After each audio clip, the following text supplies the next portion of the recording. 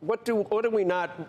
It's always we say, well, there's what we don't know and what we don't know. We don't know. What do you see in the next 2, 3, 4 months that we're not anticipating for crypto? I mean, it could be China. It could be more companies adopting it, more fintech moves. What do you think's going to happen that's going to dictate the movement? Where do you think we'll be in 3, 6 months? So, not to sound like the ever bullish guy that I sometimes am accused of being, but I literally see a scenario where we take out the highs in Bitcoin and we have one of these parabolic moves in all the crypto going into the fourth quarter. A little bit, it's like when you go to the Kentucky Derby, the horse that turns the corner at the end always runs the fastest.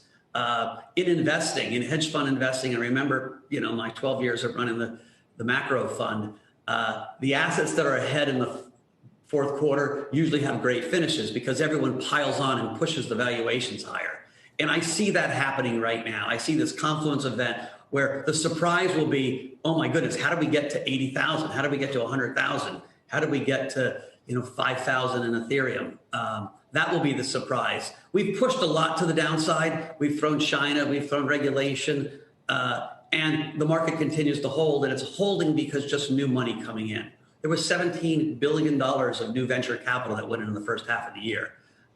It's just a tremendous inflow of both talent and money.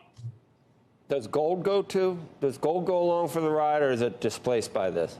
I think gold is getting displaced quietly. Gold was $1,750 when Bitcoin got launched, and it's $1,750 today. And so early in the year, I had a decent portion of my PA in gold, and I finally just kind of gave up on it.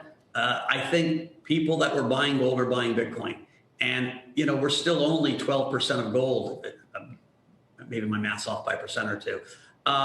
And so I think there's a long way in this replacement trade. It's just interesting if you view it differently. And I think you could read 1,000 pages on what money is, but you do get to the notion that it's a ledger. And what you really need is something that represents that ledger. And gold represented it well because it was immutable and scarce and pretty and in jewelry. It represented it for a long time. But you get a lot of those same attributes with Bitcoin, and some of them even better because you can't obviously send gold across borders, through space. So it is, The last thing I'd say is what people forget in the U.S., right? People watch your show in the U.S. and it's mostly U.S. stocks. Crypto is global. It's the first global asset class we've really had, where it's more important to people in Nigeria than it is to people in the United States. But it's almost all over the world. People are having these conversations, and I was remembered that this morning when I logged into 4,000 people in London.